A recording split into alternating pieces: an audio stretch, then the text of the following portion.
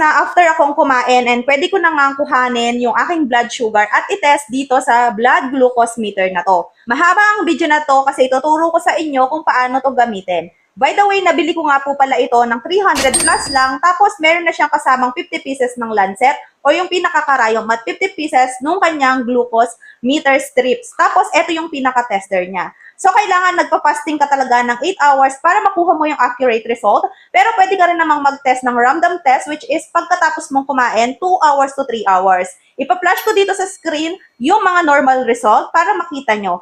Tapos, ganito lang siya gamitin. So, kailangan lagyan muna natin ng lancet or karayom to. So, ito-twist lang natin yan. Tapos, kuha lang tayo syempre ng lancet dito. And then, i-insert lang natin siya dito. So, ganyan lang. Insert lang natin.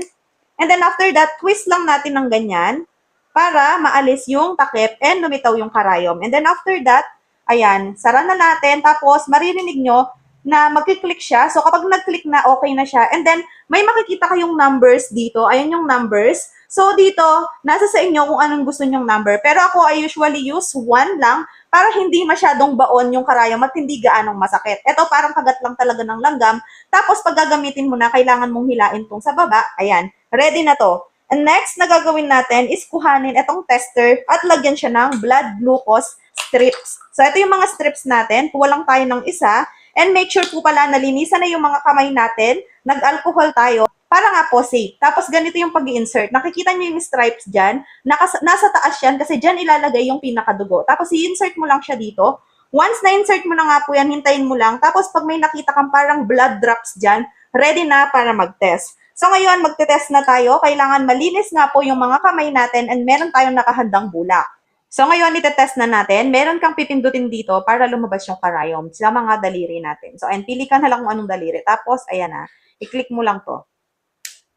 Pagka-click, yung unang lumabas na blood, kailangan mo siyang punasan ng bulak. Tapos, yung pangalawa, ayun na yung ilalagay mo dito sa blood glucose test strips. Ayan. Make sure na napuno mo lahat yung dugo. Tapos, after 7 seconds, lilitaw na nga po yung pinaka-result dyan. So, ayan. Ayan yung result ng akin. 100 siya. So, medyo mababa siya, no? Kasi yung normal, kapag 2 hours after eating is 120 to 140. Ayan. Medyo mababa. So, pwede tayong kumain ng, ng matatamis. So, ganun lang siya kadali. Tapos, aalisin mo lang yung test strips at itong pinaka-karayom kasi hindi na siya pwedeng gamitin sa susunod. Ayan. In case na nag-test na rin kayo ng mga sugar nyo, baka ma-consider nyo itry itong brand na to. Mura lang naman. Although, hindi talaga siya very accurate. At least, di ba, meron na tayong idea kung mababa or mataas yung mga blood sugar natin.